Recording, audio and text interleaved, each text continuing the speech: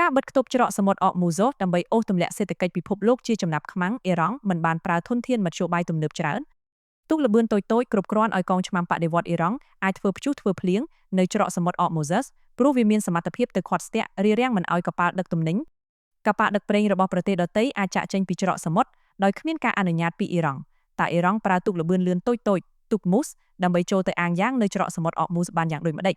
ផ្ទុយពីអាមេរិកដែលបញ្ជូននាវាដឹកយន្តហោះចម្បាំងមហាយៈដល់ទៅ2គ្រឿងនិងមាននាវាចម្បាំងដល់ទៅជាង30គ្រឿងអណ្ដែតនៅសមុទ្រដើមបូព៌ាកងទ័ពជើងទឹកអ៊ីរ៉ង់មានមធ្យោបាយតិចតួចជាពិសេសនៅបន្ទាប់ពីអាមេរិកនិងអ៊ីស្រាអែលបាញ់បំផ្លាញកប៉ាល់ចម្បាំងអស់ជាច្រើនគ្រឿងនៅក្នុងសង្គ្រាមវាយប្រហារជាង6សប្តាហ៍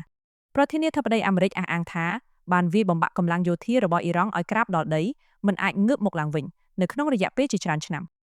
ប៉ុន្តែការពិតជាក់ស្ដែងអ៊ីរ៉ង់នៅតែមានសមត្ថភាពបាញ់មីស៊ីលដ្រូនតបតនឹងអ៊ីស្រាអែលក៏ដូចជាអាមេរិករហូតដល់ថ្ងៃបោះឈប់បាញ់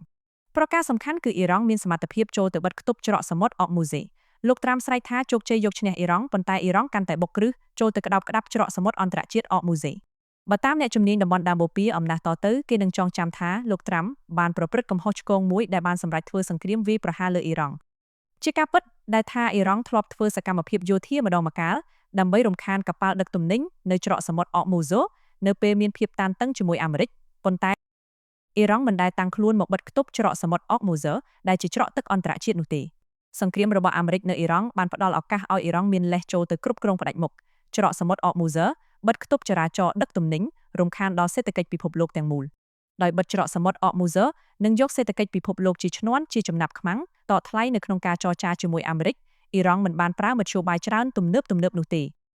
ទូកតូចៗល្បឿនលឿនរបស់ឆ្មាំបដិវត្តអ៊ីរ៉ង់មានសមត្ថភាពទៅរំខានរាំងស្ទះប៉ះពាល់យ៉ាងធ្ងន់ធ្ងរដល់ចរាចរណ៍ដឹកប្រេងនិងអ៊ូស្ម៉ាន់ចេញពីតំបន់ដើមបូព៌ាអ្នកស្រាវជ្រាវនៅសាកលវិទ្យាល័យ Paris Dauphine ជំនាញខាងសពាវុធលោក Romain Milcarek បាននិយាយថាអ៊ីរ៉ង់ប្រើទូកធម្មតាតូចៗតម្លៃថោកប៉ុន្តែអាចពង្វក់កងទ័ពជើងទឹករបស់មហាអំណាចអាមេរិកឲ្យវិលក្បង់បានជាក់ស្ដែងរ៉ាដារបស់អាមេរិកពិបាកនឹងចាប់បានសញ្ញារបស់ទូកតូចៗរបស់អ៊ីរ៉ង់ដែលបើកក្នុងល្បឿនលឿនប្រមាណ150គីឡូម៉ែត្រក្នុង1ម៉ោងពេលខ្លះវាអាចបន្លំជាមួយនឹងទូកនេសាទទំហំតូចអាចលាក់ខ្លួននៅក្រោមល្អាងជាប់មាត់សមុទ្រទូកល្បឿនលឿនដែលមានរហស្សនាមថាទូកមូសបើកលឿនប្រសិទ្ធប្រសាចចេញទៅពង្រាយគ្រាប់មីននៅសមុទ្រឬចេញទៅស្ទាក់ចាប់កប៉ាល់ដែលអ៊ីរ៉ង់រារាំងមិនឲ្យចាក់ចេញពីច្រកសមុទ្រអកមូហ្សិតដើម្បីសងសឹកនឹងការបិទគប់របស់អាមេរិក